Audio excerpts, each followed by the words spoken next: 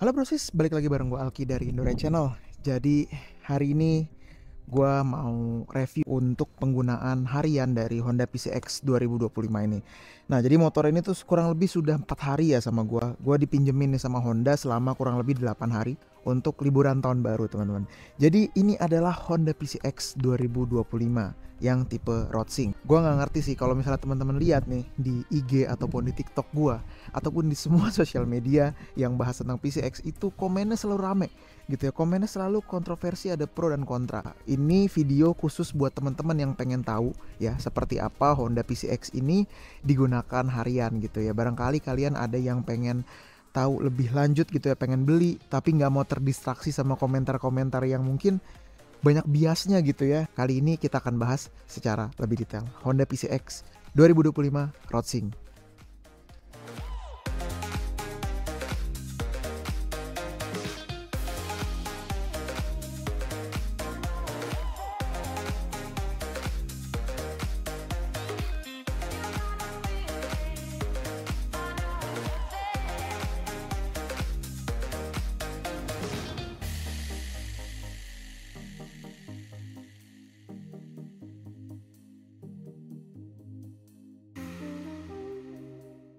Sejak awal rilis motor ini teman-teman ya, itu di bulan Desember ini, itu banyak banget yang komentar baik pro maupun kontra. Memang motor ini kan sudah dikasih overview-nya waktu itu pas perilisannya di Eropa sana ya, November 2024. Bentuknya persis lah ya, sama yang ada di Eropa sana. Kalau kita lihat di bagian depan, ini ada perubahan dibanding versi sebelumnya, yang sekarang ini kelihatan lebih kalem. Jadi desainnya itu tidak tajam-tajam seperti sebelumnya, terutama dari bagian depan. Tapi kalau misalnya teman-teman lihat ya, dari garis-garisnya ini memang ada kemiripan dengan versi 2021 ya yang sebelumnya. Ini banyak yang juga bilang bahwa oh ini mirip sama motor listrik A, oh ini mirip sama motor B gitu ya. Ya memang sih sebenarnya kemiripan itu gue juga menemukan ya, tapi nggak yang banyak gitu. Gue menemukan justru malah ini garis-garisnya itu persis dengan PCX sebelumnya. Cuma memang di bagian sini itu tuh dibikin lebih kalem.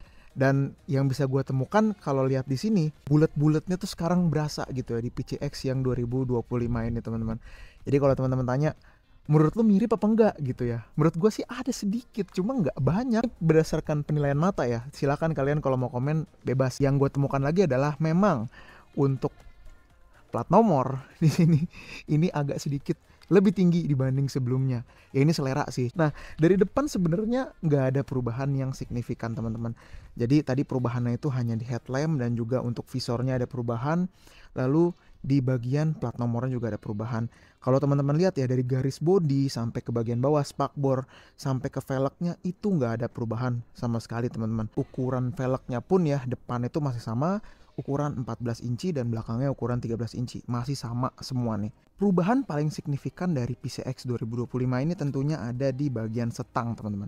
Kalau teman-teman lihat di setangnya ini sudah di cover dan ini menurut gue sih covernya itu jadi mirip Honda Forza 250. Cover itu besar, tinggi dan juga dia ada beberapa tumpukan gitu ya. Nah ini kontroversi juga.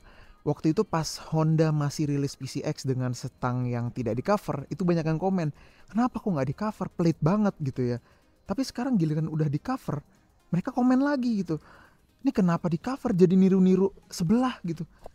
Ini namanya fanboy. Gue juga nggak ngerti ya, banyak banget komentar kayak gitu. Tapi menurut gue ini sebuah improvement yang cukup oke ya dari Honda, karena secara looks dari stangnya itu jadi jauh lebih mewah dibanding versi sebelumnya gitu ya. Tapi memang ada sedikit kesulitan nantinya untuk pasang phone holder, karena kan sebelumnya itu kalau stangnya tidak di cover itu bisa langsung dijepit kan ya.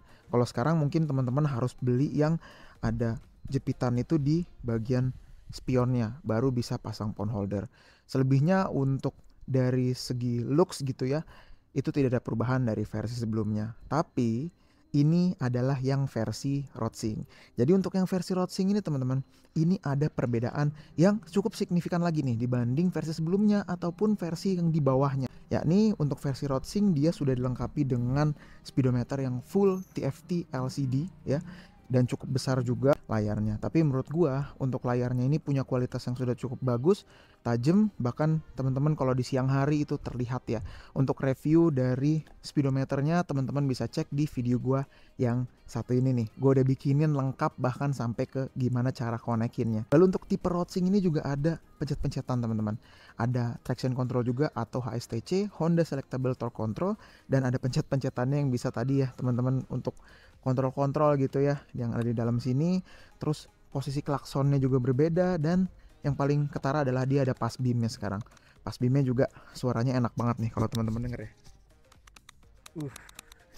Jadi berasa mewah dan berasa kalian lagi pegang holdernya Goldwing atau Africa Twin gitu ya. Ini mirip teman-teman, cuma nggak ada buat ini aja ya. Kalau Africa Twin kan ada buat D gitu ya, buat netral. Ini nggak ada. Tapi menurut gue secara looks dari Setang, terutama untuk tipe Roadsync ini udah lebih mewah, jauh lebih mewah dibanding versi sebelumnya ya. Kita ngomongin desain lagi dari bagian samping teman-teman. Ini mungkin yang teman-teman nggak akan melihat perubahan yang signifikan ya. Tapi kalau untuk PCX ini tetap dipertahankan desainnya itu yang seperti ini. Jadi menurut gua secara desain dari depan sampai belakang garis-garisnya itu tetap dipertahankan sama dengan PCX 2021. Jadi kalau teman-teman lihat ya, terutama dari garis ini, dari atas bawah gitu ya sampai ke belakang, desainnya tidak berubah signifikan. Tapi kalau teman-teman merhatiin ya, ini ada perubahan sedikit di ergonominya teman-teman. Jadi kita coba naik ya. Gua tingginya 180 cm dan biasanya ya kalau gua naik PCX itu dia agak mundur nih ininya nih gitu ya. Jadi gua nggak bisa selonjoran yang relax gitu ya. Nah kalau yang di versi sekarang ini gua cukup bisa relax nih gitu ya, walaupun memang nggak bisa selonjoran full karena terbatas sama yang belakang ini. Tapi menurut gue ini sudah ada improvement dibanding versi sebelumnya. Gue udah bawa 100 km lebih dan kemarin sempat agak jauh juga ridingnya. Dan menurut gue ini motor udah enak banget sih buat dibawa harian. Secara ergonomi pas. Terus kalau misalnya teman-teman lihat ya, ergonomi dari gue yang tingginya 180 cm, tangan tuh nggak terlalu maju yang bikin kalian jadi cepet pegel, tapi juga nggak terlalu yang nunduk yang malah tangan kalian tuh jadi kebas gitu. Ini pas banget sebenarnya buat harian. Terus juga joknya, kalau teman-teman lihat nih, joknya ini tuh dia lekukannya tuh pas. Jadi kalau teman-teman akselerasi dia nggak bakal mundur-mundur gitu, karena di sini ada semacam kayak lumbar supportnya yang bikin bokong kalian tuh jadi ketahan gitu. Dan juga nggak bakal ngerepotin si boncenger gitu. Ini menurut gue adalah salah satu kelebihan ya dari PCX ini, karena memang namanya kan personal comfort saloon. Motor ini sangat comfort kalau menurut gue, terutama untuk joknya juga dia lebar. Sekarang joknya itu, kemarin gue juga ngobrol sama istri gue, katanya dia senang sama joknya yang lebar gitu ya. Joknya lebar, cukup nyaman ya.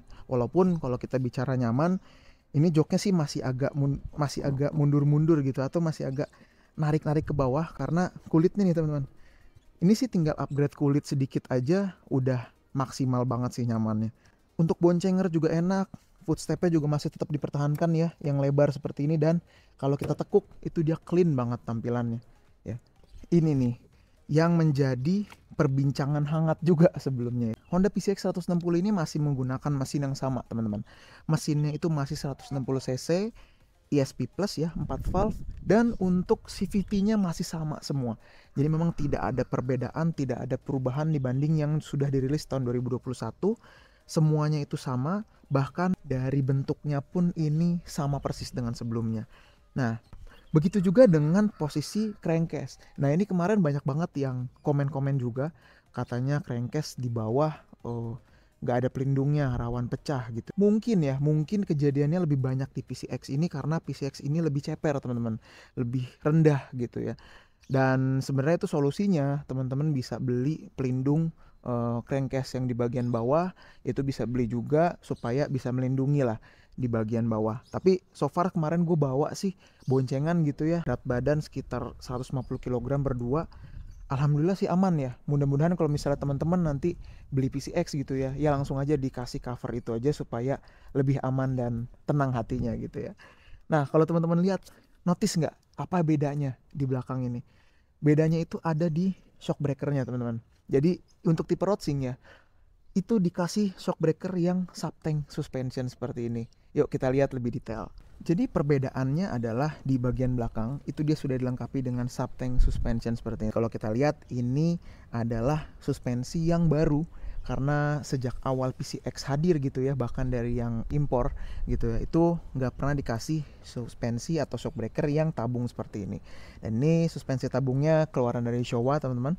Dan kalau kita lihat di sini tidak bisa disetting ya, tidak bisa disetting. Jadi ini fix seperti ini. Dan ini berbeda dengan yang versi ABS ataupun versi CBS yang lebih murah.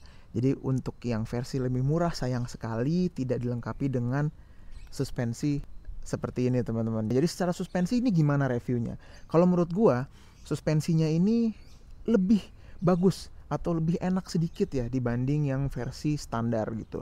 Karena kan gue pernah pakai juga PCX 160 yang standar, itu rasanya gue tahu persis seperti apa. Since nggak ada perubahan sama sekali, harusnya sih nggak ada beda ya. Tapi yang gue rasakan untuk yang tipe Rodsing ini, itu redamannya jadi terasa lebih enak teman-teman. Terutama kalau misalnya kalian pakai untuk sendiri ya, ataupun berdua dengan bobot yang normal, itu redamannya enak banget. Tapi kalau teman-teman ketemu sama lobang yang cukup besar dan teman-teman hajar, memang jeduknya masih terasa karena ini dia empuk gitu ya. Jadi kalau empuk ini kan memang ya, empuk bisa dibilang empuk itu untuk melewati jalan yang keriting, memang dia empuk nih. Tapi kalau misalnya teman-teman ketemu kayak lobang yang cukup besar ataupun polisi tidur yang cukup tinggi gitu ya, ya memang masih terasa jeduknya. Cuma masih di batas wajar dan bisa ditolerir sih sebenarnya. Jadi menurut gua nggak ada yang perlu diubah lagi karena memang secara settingan ini udah pas.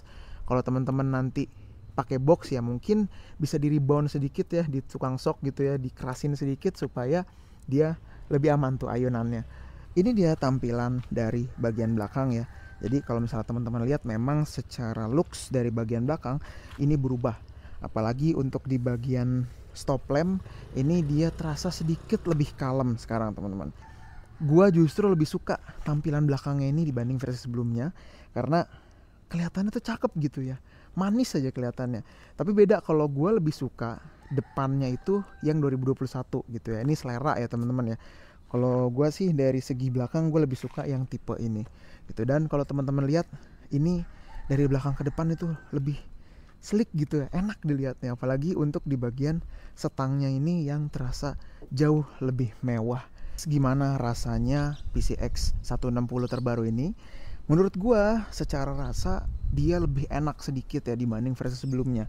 Gua nggak tahu ya, mungkin ada perubahan di segi mapping ECU atau settingan mesin, tapi yang jelas terasa itu tarikannya jadi lebih spontan dibanding versi sebelumnya. Karena gue pernah juga pakai untuk yang versi 2021 itu pas baru-barunya teman-teman, dan gue bisa merasakan perbedaan yang nggak signifikan sih, tapi cukup terasa gitu ya, terutama di putaran bawah sampai menengah.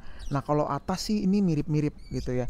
Nah ini mungkin buat Honda ini untuk mengejar keiritan karena semakin cepat akselerasi maka dia bisa semakin cepat untuk ngeleser gitu ya. Dan memang mesin PCX ini kelebihannya adalah dia cukup halus, dan juga kalau misalnya teman-teman bawa gitu ya untuk cruising itu dia nggak butuh RPM yang tinggi-tinggi.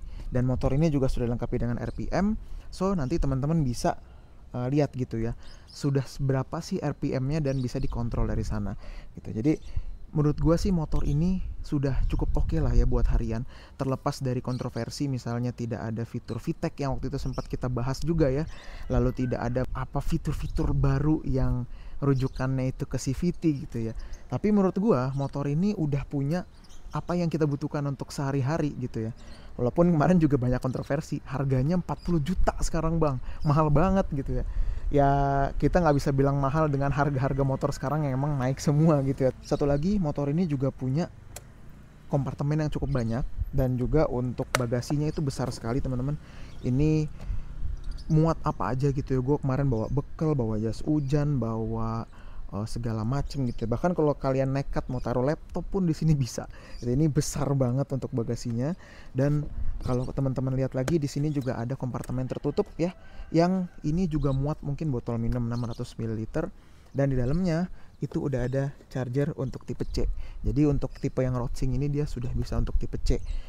kalau misalnya teman-teman chargernya bukan tipe C ya, beli dulu kabelnya yang bisa nyambung ke tipe C supaya bisa ngecas di motor gitu ya.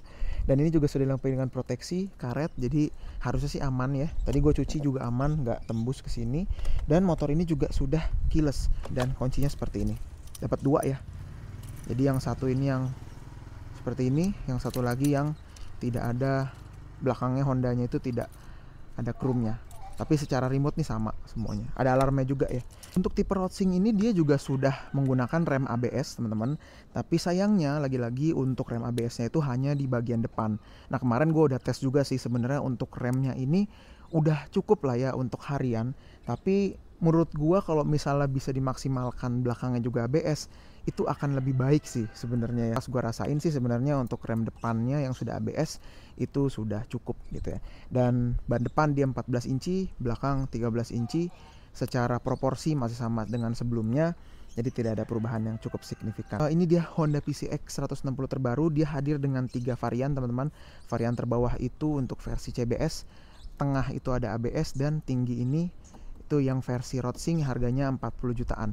Nah yang lain itu masih harga di 37 jutaan untuk versi ABS ya. Jadi bedanya sekitar 2-3 juta. Kalian bisa dapatkan layar full TFT, dapat pencet-pencetan seperti ini, dapat subtank suspension ya.